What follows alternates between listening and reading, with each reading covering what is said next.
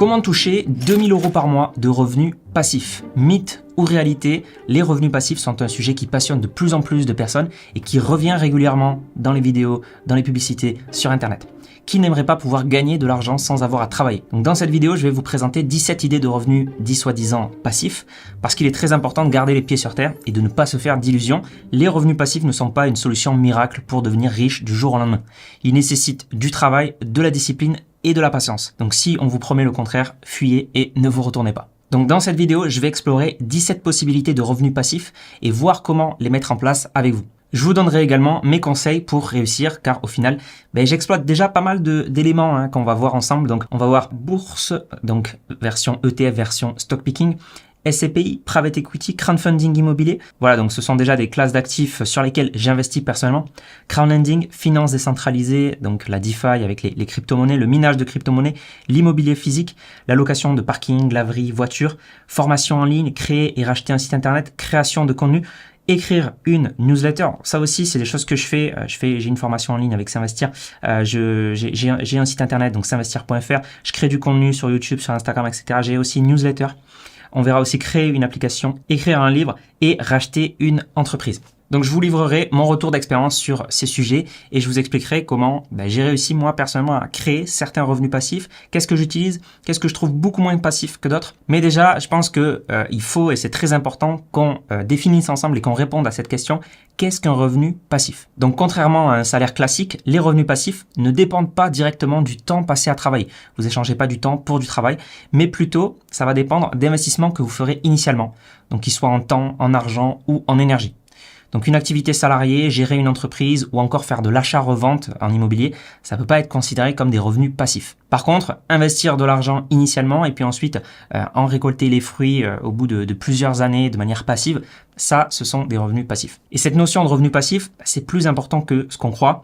Un revenu passif, ça permet vraiment de financer votre temps à ne pas travailler. Donc ça augmente votre temps libre, votre sérénité d'esprit et c'est la finalité de la plupart des gens qui investissent en bourse finalement.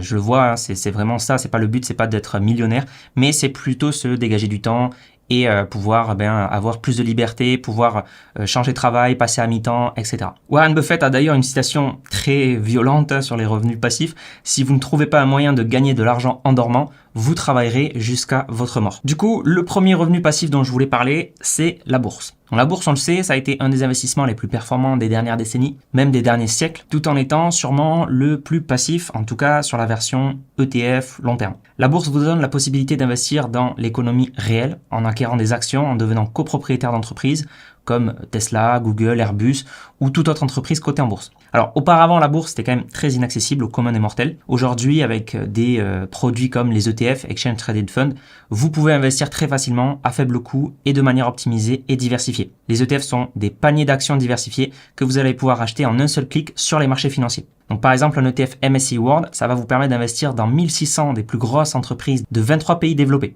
Donc avec cet ETF, ça vous permet d'investir sur plusieurs zones géographiques, de répartir votre argent sur 1600 entreprises et de faire ça en quelques secondes sur votre compte d'investissement. Au passage, depuis sa création, le MSCI World affiche une performance de 10,84% par an depuis 1978. 10 000 € investis à ce moment-là seraient devenus un peu plus de 993 000 € aujourd'hui. L'approche stock picking, c'est sélectionner des actions à mettre dans son portefeuille et constituer comme ça son portefeuille sans utiliser d'ETF qui va rendre la gestion 100% passive. Donc ça peut quand même être assez passif le stock picking, mais ça l'est beaucoup moins parce qu'il va falloir analyser les entreprises, il va falloir faire des arbitrages de temps à autre. Sachez en tout cas que le stock picking est plus risqué que les ETF puisque vous allez être souvent moins diversifié, vous êtes plus enclin à avoir des biais psychologiques, des biais cognitifs qui vont dégrader un petit peu vos performances et augmenter potentiellement votre prise de risque. Les ETF, ça offre quand même une approche plus diversifiée, plus optimisée, avec des nombreuses études qui démontrent que sur le long terme, la plupart des experts et la plupart des investisseurs particuliers ne surpassent pas les performances des ETF. Et quand je dis la plupart, c'est autour de 90%. Donc c'est une des méthodes d'investissement en bourse les plus efficaces, les plus passives et les plus recommandé. Alors pour générer des revenus passifs en bourse, soyons clairs. Donc premièrement, la bourse est un placement risqué, volatile et long terme dont vous ne pourrez pas tirer profit avant une dizaine d'années. Par contre, si vous voulez valoriser un capital sur la durée, préparer votre retraite ou tout autre projet long terme, eh bien la bourse peut être alors très utile et pourra vous générer des revenus passifs conséquent. Donc deuxièmement, la bourse, ça demande un horizon de temps long terme ou ça demande un capital assez conséquent à investir. En investissant par exemple, imaginons 300 € par mois à la performance historique du MSCI World sur 10 ans, eh bien on arrive à 62 000 € de capital final et en termes d'intérêt généré, on a généré 26 000 €. 36 000 € vient du simple fait de nos versements mensuels de 300 €. Donc si vous voulez générer des revenus plus conséquents grâce à la bourse, soit il va falloir ici augmenter vos versements mensuels, soit ici il va falloir augmenter la durée d'investissement. Par exemple, sur 15 ans, on arrive à 74 000 € d'intérêt, sur 20 ans, 165 000, sur 25 ans, 329 000, sur 30 ans, imaginons 616 000 € d'intérêt généré. Donc forcément, il va falloir jouer sur ces facteurs. C'est pas évident de tenir 30 ans investi en bourse. C'est pas évident d'avoir une performance de 10%. C'est pas évident de pouvoir mettre 300 € par mois, ou voire plus, 500 €, etc. Mais eh bien, si c'est bien fait, si vous êtes rigoureux, si vous avez une bonne stratégie, il y a quand même des choses qui sont très possibles en bourse et qui sont vraiment accessibles. Du coup, si on reprend un petit peu le tableau de comparaison, en termes d'accessibilité, j'ai juste mis attention parce que ça demande du temps au début pour se former, il faut bien être au courant des risques, etc. Mais sinon, c'est vraiment accessible à tous, c'est-à-dire qu'en bourse, on peut commencer à investir avec seulement 10 €. La bourse, c'est vraiment pour moi un pilier majeur d'investissement. C'est un des piliers majeurs aussi pour la grande majorité des clients que j'accompagne dans mon activité de conseiller financier parce que c'est un des investissements les plus performants et les plus passifs. Personnellement, la bourse, ça me sert à valoriser mon patrimoine plutôt que à me verser des revenus passifs. Donc, je réserve les revenus passifs à d'autres solutions que je vais vous présenter ensuite. Donc sinon, il est tout à fait possible de se créer une source de revenus passifs grâce à la bourse, mais c'est très important de comprendre les risques, de se former pour avoir les connaissances nécessaires. Donc si vous souhaitez aller plus loin pour investir en bourse, vous trouverez en description un lien vers ma formation gratuite de 7 jours pour développer votre patrimoine, vous créer une source de revenus passifs et avoir toutes les connaissances nécessaires afin de naviguer avec confiance en bourse. C'est le premier lien en description si vous voulez accéder à cette formation offerte. On va maintenant parler d'une source de revenus passifs que j'affectionne particulièrement, ce sont les SCPI, Sociétés civiles de placement immobilier. Donc le principe des SCPI est très simple. Des investisseurs vont investir dans cette SCPI et la société de gestion va ensuite pouvoir acheter des biens immobiliers pour les investisseurs.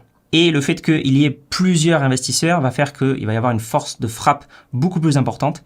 Et la SCPI va pouvoir acheter des centres commerciaux, des entrepôts, des cliniques, des EHPAD, des biens immobiliers que vous, tout seul, en tant que particulier, vous n'aurez jamais eu accès. Donc ça va vous permettre donc de diversifier vraiment votre patrimoine sur le plan immobilier professionnel.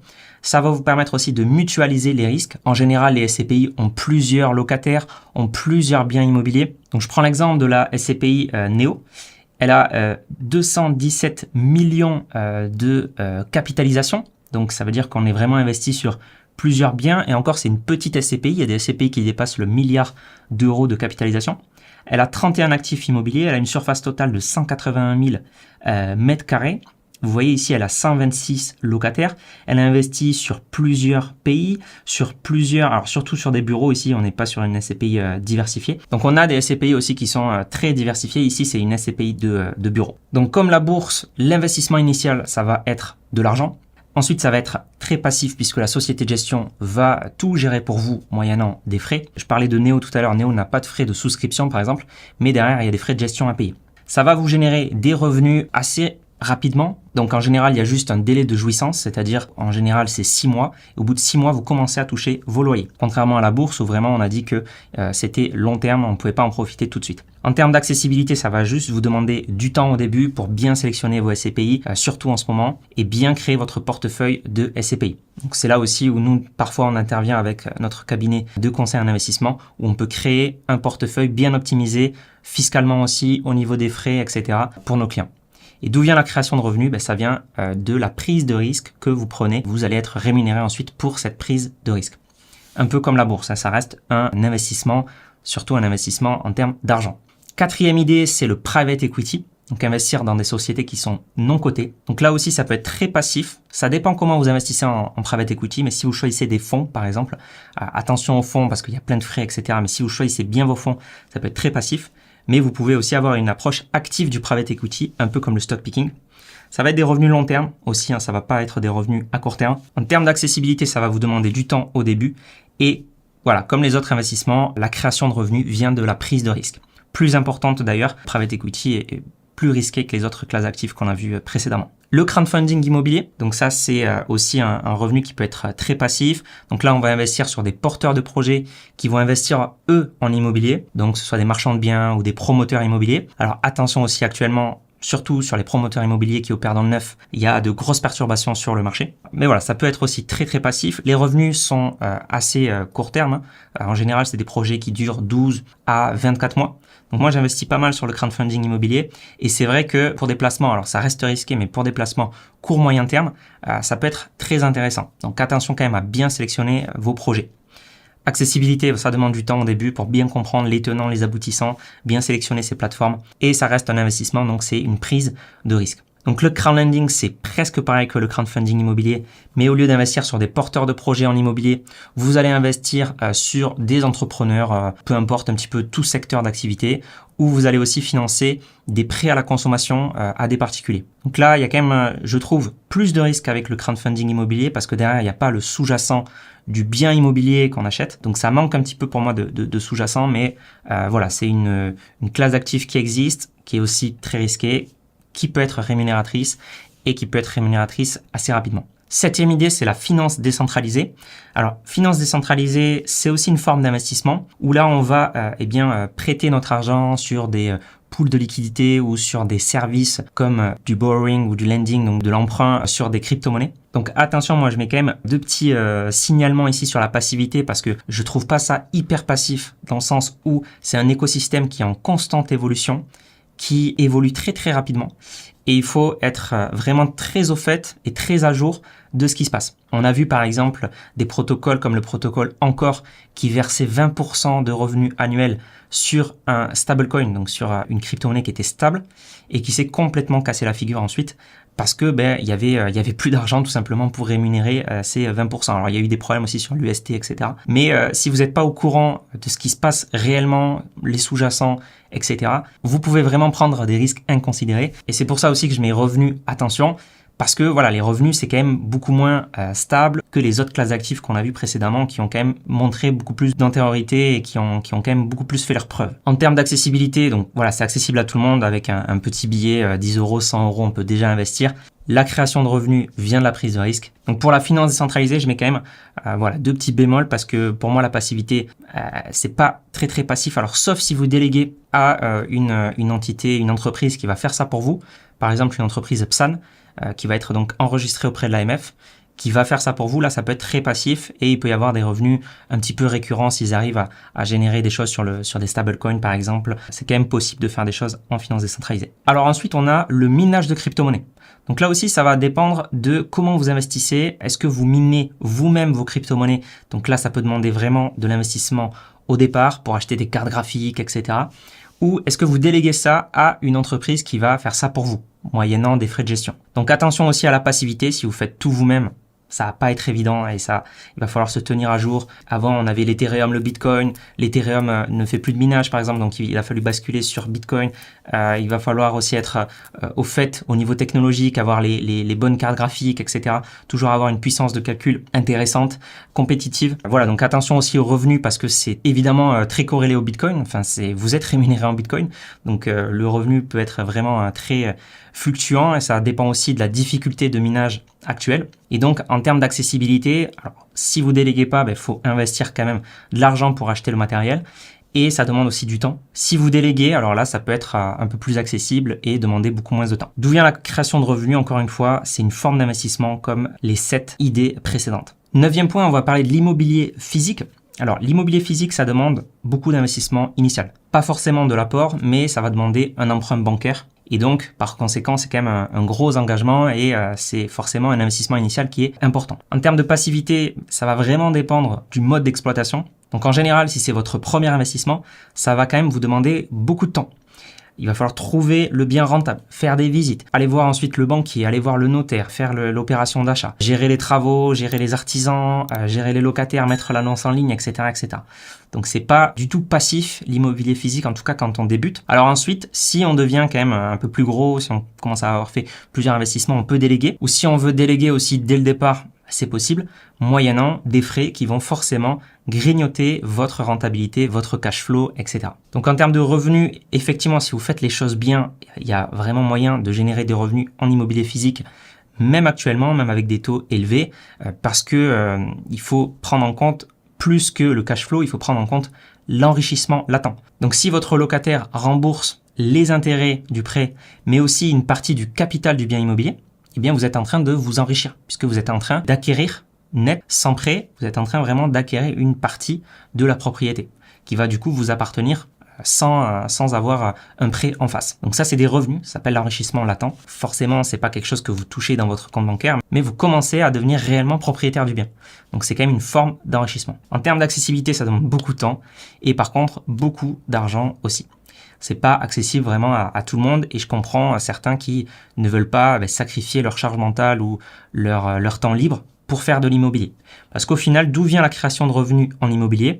Ça vient d'une forme d'entrepreneuriat. Donc c'est vraiment du temps que vous allez passer, de l'énergie que vous allez mettre à trouver le bon bien, etc. Donc c'est vraiment une forme d'entrepreneuriat. Et ça vient aussi d'une forme de prise de risque sur le marché immobilier. Donc là, tout à l'heure, on a vu 8 idées de revenus passifs qui étaient vraiment des investissements. Et là, on va passer dans des formes de revenus passifs qui vont être un peu d'investissement peut-être, mais surtout de l'entrepreneuriat. Et toute forme d'entrepreneuriat peut être déléguée. Donc on parlait de l'immobilier physique, on peut déléguer la recherche du bien, on peut déléguer la gestion des locataires. On a aussi comme idée la location de parking, laverie, distributeur. C'est aussi une forme d'entrepreneuriat. C'est un petit peu investir dans un parking, c'est un petit peu investir dans un bien immobilier, mais le modèle réduit, vraiment, avec moins d'investissement, moins de contraintes aussi. Donc voilà, donc ça demande quand même de l'investissement initial. C'est pas forcément passif. Ça peut générer des revenus effectivement si c'est bien fait, mais c'est aussi une forme d'entrepreneuriat. On a aussi les formations en ligne.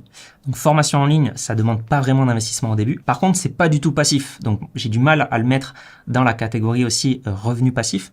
Parce que la formation en ligne, en tout cas si elle est bien, ça demande beaucoup de temps, ça demande toujours des mises à jour. Personnellement, moi c'est vraiment une grosse partie de mon temps de travail qui est axée vers cette formation en ligne. Je réponds à toutes les questions toutes les semaines en vidéo aux membres. On fait des lives tous les mois avec les membres. Je fais des nouvelles leçons. Là, je suis en train de faire des leçons sur les SCPI, j'ai fait des leçons sur le changement des ETF d'Amundi. Je fais des leçons là sur le private equity aussi en ce moment. Voilà, c'est toujours des mises à jour et il y a beaucoup aussi de support client, de réponses aux questions, etc. Donc c'est une forme d'entrepreneuriat. Par contre, je trouve pas ça passif. Alors sauf si vraiment vous faites les choses très très mal et vous faites du copier-coller et puis après il y a aucune gestion des clients ensuite derrière et puis aucune mise à jour, etc. Alors là oui, peut-être ça peut être passif. Par contre aussi en termes de revenus, je pense que il y a des gens pour qui ça marche très très bien et c'est ce qu'on voit aussi sur les réseaux. C'est ces gens-là qu'on va voir. Par contre, il y a plein de gens qu'on voit pas, qui ont tenté des choses, qui ont malheureusement échoué et qui n'ont pas réussi à générer des revenus. Donc ça aussi, c'est un petit peu comme toutes les formes d'entrepreneuriat. Il y a des gens qui réussissent, il y a des gens qu'on voit et on se dit waouh, tout est possible. Mais il y a aussi le biais du survivant parce qu'il y a les gens qu'on voit pas, qui ont échoué, pour qui ça n'a pas marché, mais qu'on n'entendra jamais parler parce qu'ils vont pas le dire sur les réseaux ou en tout cas s'ils le disent, on va pas forcément les entendre. Donc en termes d'accessibilité, quand même, ça demande beaucoup de temps. C'est vraiment beaucoup de temps. Moi, je sais que j'ai passé 4 à 5 mois pour faire la première version de ma formation. Ensuite, je l'ai remise à jour. J'ai mis une version 2 où j'ai passé 3 mois encore, je pense, à tout refaire parce que j'étais pas 100% satisfait encore. Donc voilà, ça demande quand même beaucoup de temps. Ça demande aussi beaucoup de jus de cerveau finalement. 12e idée, créer ou racheter un site internet. Donc là, ça demande pas beaucoup d'investissement si c'est vous qui le créez. Par contre, ça demande beaucoup d'investissement si vous l'achetez. Alors moi, j'ai un site internet. Voilà, je vous le dis direct, c'est pas passif non plus. Donc si vous voulez ranker en termes de SEO, donc dans les recherches Google, arriver dans les premières positions, ça demande beaucoup de travail au quotidien, de nouveaux articles, etc. Nous, on écrit pas mal d'articles sur le site, à peu près deux par semaine. En termes de revenus, voilà, c'est un petit peu comme toute forme d'entrepreneuriat. Il y a des gens qui vont exploser et qu'on va voir. Il y a des gens qui vont échouer et qu'on ne verra pas. Donc attention au biais du survivant aussi sur les revenus. Et en termes d'accessibilité, voilà, ça demande aussi pas mal de jus de cerveau. Ça demande aussi beaucoup de temps. J'aurais pu mettre les emojis temps ici. Et ça demande de l'argent si vous rachetez un site internet. Alors, il y a une plateforme assez connue justement pour racheter des sites internet. C'est Dotmarket. Et sur Dotmarket, on peut racheter des sites de contenu, des SaaS, des sites e-commerce, du dropshipping. Voilà. Donc, par exemple, en site de contenu, on peut voir guide sur l'expatriation pour les musulmans. Alors voilà, il y a vraiment de tout et n'importe quoi. Avis et guide sur l'univers du café. Alors ça a été vendu. Site proposant des produits gratuits, voilà, site informationnel sur la dépression nerveuse. Donc si vous y connaissez rien en dépression nerveuse ou en expatriation pour musulmans par exemple, ça va être compliqué de reprendre ce site internet. Donc pour moi, c'est pas forcément passif, c'est pas accessible à tout le monde. Donc faut pas se faire de fausses idées sur ça. Ensuite, on a la création de contenu, YouTube, Instagram, etc. Là aussi, ça demande une expertise, c'est une forme d'entrepreneuriat. C'est pas du tout passif, je peux vous le dire, hein, sur YouTube, quand je fais des vidéos, ça demande beaucoup de temps, c'est vraiment aussi une grosse partie de mon travail. Donc revenu, attention, biais survivant, passivité, non, pour moi c'est pas passif. Et je le vois aussi sur ma chaîne YouTube, si j'arrête de faire des vidéos pendant 2-3 semaines, la courbe commence à doucement bien baisser, la courbe des revenus. Donc voilà, faut faire attention à ça. Et je peux vous montrer d'ailleurs en totale transparence combien je gagne sur YouTube. Vous voyez, donc sur les 90 derniers jours, j'ai gagné autour de 6200 €, donc c'est quand même très très bien. Vous voyez, donc à chaque fois qu'il y a une petite emoji, ça veut dire que j'ai publié une vidéo. Donc c'est pas passif dans ce sens-là. Et puis vous pouvez voir aussi, donc en août, voilà, je gagne à peu près 2000 € par mois grâce à YouTube. Donc c'est quand même de très beaux revenus YouTube. Sachez aussi que la niche financière est une niche qui est plus rémunératrice que d'autres niches. Donc c'est un petit peu une anomalie cette niche. Ici je gagne 7,67 € pour 1000 vues. En général sur YouTube, en tout cas les gens qui font plutôt du tout public, ils vont plutôt gagner 1 € pour 1000 vues. 14e idée de revenus, soi-disant passif, écrire une newsletter. Donc là aussi, moi j'écris une newsletter et c'est pas du tout évident, c'est pas du tout passif puisqu'il faut, enfin en tout cas nous on écrit une newsletter toutes les semaines. Alors ça demande pas d'investissement, c'est vraiment gratuit, par exemple Substack. Revenus, attention aussi au biais du survivant, il y a des newsletters qui vont exploser, il y en a d'autres qui vont foirer entre guillemets. C'est l'entrepreneuriat, ça demande beaucoup de temps, donc ça n'a rien de passif, sauf si un jour vous déléguez. Toute forme d'entrepreneuriat, de toute façon, à un moment ou à un autre, peut être déléguée, donc ça, c'est propre à l'entrepreneuriat. Mais au début, forcément, c'est pas passif. Créer une application, donc de la même manière, c'est vraiment de l'entrepreneuriat. Il y a un côté où on va beaucoup travailler au début pour sortir l'application. Et une fois que l'application est sortie, on travaille moins. Il y a un côté finalement où c'est différé. Donc on travaille maintenant et ensuite on a des revenus en différé. Donc c'est pas passif, c'est juste qu'on travaille beaucoup avant pour gagner ensuite. Donc là aussi, hein, c'est pas forcément accessible à tout le monde. Ça demande beaucoup de jus de cerveau aussi, ça demande beaucoup de temps. Un petit peu comme écrire un livre. C'est des revenus différés. On travaille beaucoup au début pour écrire le livre et ensuite on gagne les revenus. Mais ça n'a rien de passif non plus là-dedans. Donc sauf si vous avez un ghostwriter qui écrit pour vous et que vous déléguez cette forme d'entrepreneuriat. Dernière idée, racheter une entreprise. Donc là aussi, entrepreneuriat, prise de risque, ça demande beaucoup de temps, beaucoup d'investissement au départ. C'est pas pour tout le monde. Ça demande aussi une expertise sur l'entreprise que vous allez reprendre. Et c'est pas aussi simple que ce qu'on entend parfois sur YouTube. Parfois j'entends, c'est simple, vous rachetez une entreprise et ensuite vous mettez un expert dirigeant de l'entreprise et ça tourne pour vous. Voilà, alors c'est pas du tout évident, ne serait-ce que juste pour trouver l'expert qui va vraiment bien diriger cette boîte, c'est pas du tout évident. Et puis ça demande beaucoup d'investissement au départ, ça demande une expertise sur la thématique, mais aussi sur l'analyse de la boîte que vous allez acheter et est-ce que vraiment ça va être rentable. Donc il y a le site notamment Fusac qui permet de voir un petit peu quelques annonces d'entreprises à acheter. Donc par exemple ici on pourrait racheter un cabinet de courtier en assurance auto. Enfin, voilà, il faut vraiment s'y connaître. Donc c'est en Savoie. Alors il y a 20 000 € de fonds propres là-dedans. En termes de CA, il génère 1000 €. Donc ouais, ok, il y a aucun chiffre d'affaires. Donc tout est à refaire en fait.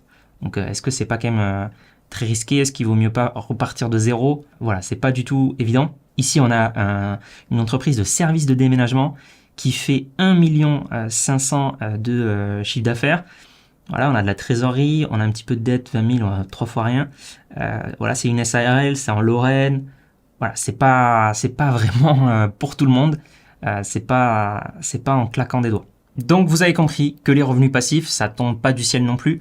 Ça demande un investissement en temps, en argent, en énergie, au moins un investissement initial. Certains revenus dits passifs sont vraiment pas passif en fait, hein. C'est devenu un peu une formule un peu fourre-tout juste pour dire que ça peut générer des revenus. Donc voilà, faites un petit peu attention à ce genre de choses. D'un autre côté, revenu passif, ça existe. C'est pas non plus inatteignable. Et surtout, pour moi, la forme de revenu passif que tout le monde devrait avoir, c'est simplement en plaçant un petit peu son épargne en bourse ou dans d'autres classes d'actifs. On voit souvent des gens qui ont beaucoup d'argent, voire trop d'argent en liquidité, plus en tout cas qu'il n'en faut pour la simple épargne de précaution, et qui épargnent pour l'avenir, mais d'une mauvaise manière parce que ils vont avoir des comptes courants ou des livrets qui vont pas rapporter grand-chose face à l'inflation. Donc pour moi, la forme de revenu passif qu'un peu tout le monde devrait avoir, c'est la forme investissement, prise de risque. Autant l'entrepreneuriat, ça demande beaucoup de temps et c'est pas pour tout le monde. Je comprends très bien que certains veulent juste profiter le soir en rentrant ou le week-end et ne veulent pas se lancer dans une forme d'entrepreneuriat. Autant l'investissement, voilà, ça peut être quand même très très passif et si on commence à avoir un petit peu d'épargne, je trouve que c'est quand même passer à côté d'une belle opportunité si on ne touche pas à l'investissement. Donc si ça vous intéresse en tout cas pour apprendre à bien investir, notamment en bourse, vous avez donc la formation offerte en description. Donc c'est une formation offerte qui va vous apprendre en 2 épisodes comment bien investir en bourse, quels sont les risques, et j'ai investi aussi 1 000 € en direct avec vous sur mon écran. Donc je vous montre un peu tout ça, comment créer aussi votre stratégie d'investissement, comment bien investir, comment créer votre portefeuille. Voilà, donc c'est le premier lien en description si ça vous intéresse. En tout cas, j'espère que cette vidéo vous a plu et que voilà, on pourra en refaire d'autres comme ça. N'hésitez pas à me dire si ça vous a plu en commentaire. Abonnez-vous pour ne rien rater pour vos finances et vos investissements. C'était Mathieu de la chaîne S'Investir et on se dit à la prochaine.